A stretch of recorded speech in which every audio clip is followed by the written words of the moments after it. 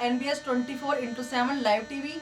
आइए देखते हैं इस वक्त की बड़ी खबर। जेके सीमेंट की चल रही तानाशाही शासन प्रशासन नहीं दे रहा है ध्यान। सागर संभाग के जिला पन्ना के सिमरिया तहसील अंतर्गत ग्राम बोदा के किसानों ने किया हाईवे बोदा मोड़ पर जेके सीमेंट कंपनी के खिलाफ धरना प्रदर्शन। हजारों की संख्या में मौजूद रहे किसान 25 गांव के किसान हुए एकजुट। अमानगंज के क्षेत्र स्थित देवरा में लग रही जेके माइल सेम कंपनी द्वारा तानाशाही पूर्वक एवं प्रशासन की मदद से किसानों से बिना बातचीत जबरन किसानों के ऊपर 247 की कार्यवाही करना एवं उनकी पुश्तैनी जमीन को हड़पना एवं तानाशाही करना कंपनी ने एक अपना बस असूल बना लिया है। यह प्रक्रिया लगभग 1 माह से चल रही है।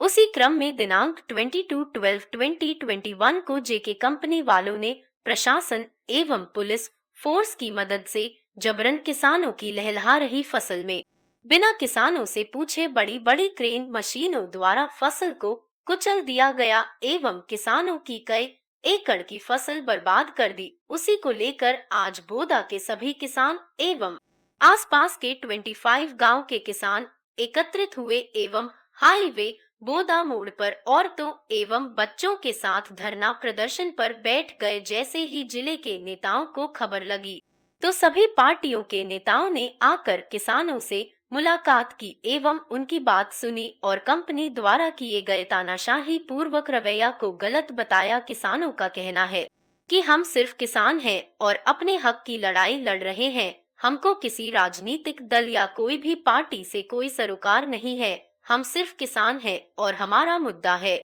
कि हमको सिर्फ न्याय मिले। हमारी जो किसानों की जमीन जेके कंपनी वाले जबरदस्ती तानाशाही पूर्वक हड़प रहे हैं, उसी के विरोध में हम सब किसान एक होकर धरना प्रदर्शन कर रहे हैं। सागर से देव भूषण दुबे, जिला ब्यूरो प्रमुख की रिपोर्ट।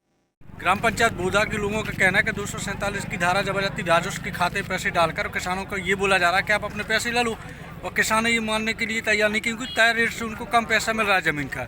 इस विषय में ये लोग धरना प्रदर्शन और सत्याग्रह का आंदोलन जारी करना चाहते हैं। स्थानीय लोग भी कुछ आ रहे हैं, नेता भी आ रहे हैं। इस विषय में आप क्या कहेंगे?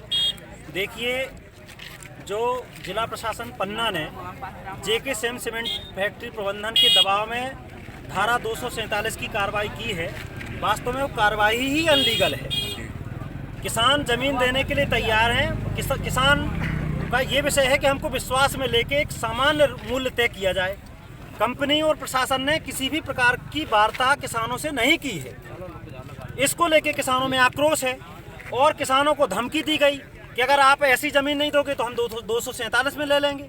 247 में भी अगर आप कार्रवाई कर रहे हैं तो क्या आपने इस प्रभावित गांव की 80% जमीनें ले ली हैं? क्या आपको माइनिंग लीज, जिसको PLOML बोलते हैं, वो मिल गई है क्या? जब तक PLOML नहीं मिली है तब तक आप 247 की कार्रवाई का प्रकरण ही कलेक्टर न्यायालय पर नहीं लगा सकते हैं। तो अभी मुझे जो जानकारी है, जेके सेम सीमेंट फैक्ट्री को अभी लीज ही नहीं मिली है।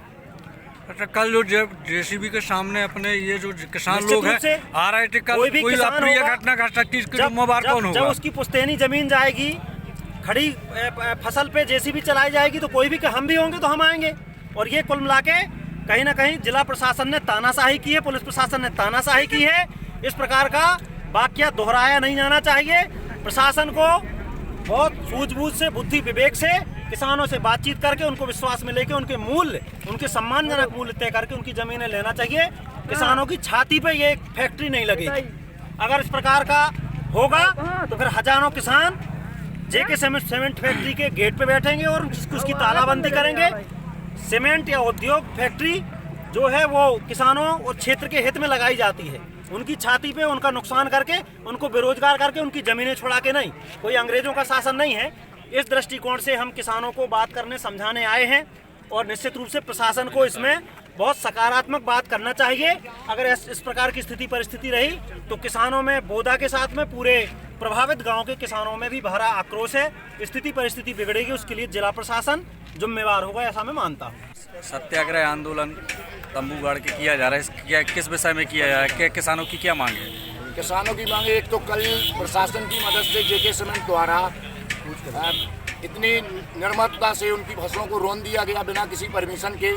प्रशासन के सपोर्ट से और किसानों की फसलें नुकसान कर दी गई, पूरी ख़त्म कर दी गई। उसके बाद ग्रामवासी, समाज सेवी और किसान यूनियन के लोग और जो भी सामाजिक और राजनीतिक लोग सहयोग में बैठे हैं। हम लोगों की जो मांगे हैं, हम लोगों का एक प्रतिनिधि मंडल बन रहा है, उसमें हम लोग अपनी मांगे रखेंगे। जब तक हम लोगों की मांगे पूरी नहीं होंगी, मांग क्या क्या है आपकी? हम लोगों यहाँ से नहीं उठेंगे।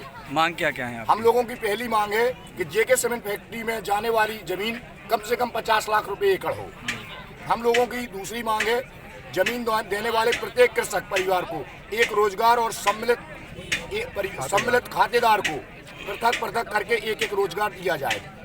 तीसरा, जो भी एग्रीमेंट कंपनी द्वारा किए जाएं सभी हिंदी में किए जाएं, क्योंकि कंपनी द्वारा इंग्लिश में करके किसानों को बेवकूफ बनाने का प्रयास किया जा रहा है।